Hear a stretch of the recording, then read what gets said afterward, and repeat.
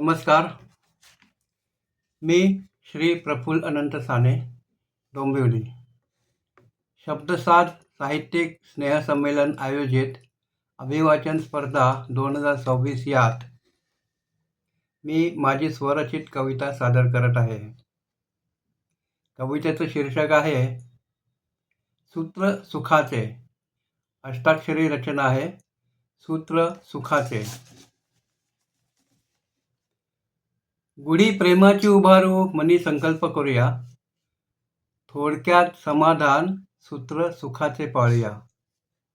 गुढी प्रेमाची उभारू मनी संकल्प करूया, थोडक्यात समाधान सूत्र सुखाचे पाळूया.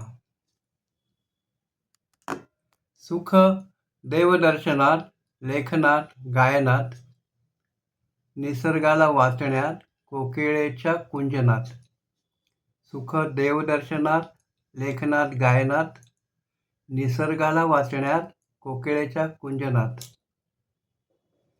सुख मांडण्यात आहे मिळे मातेच्या कुशीत. सुख मांडण्यात आहे मिळे मातेच्या कुशीत. बालकांशी खेळण्यात, मित्र सखांच्या मस्तीत. बालकांशी खेळण्यात, मित्र सख्यांच्या मस्तीत.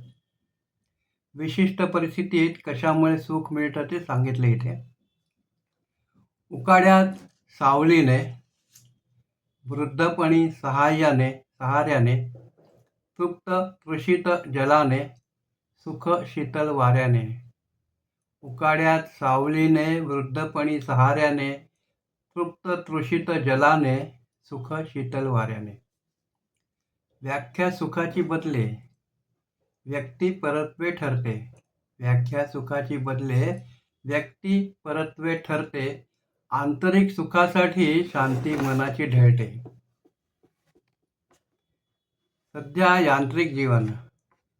सध्या यांत्रिक जीवन, सुखसोयी भरपूर, जीव घेण्या शर्यतीत, आपुलकी मात्र दूर.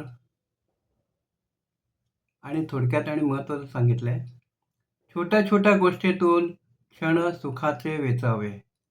छोट्या छोट्या गोष्टीतून क्षण सुखाचे वेचावे. संतुष्टीत, समाधानी, शांत, आनंदी राहावे. छोट्या छोट्या गोष्टीतून क्षण सुखाचे वेचावे. संतुष्टीत, समाधानी, शांत, आनंदी राहावे.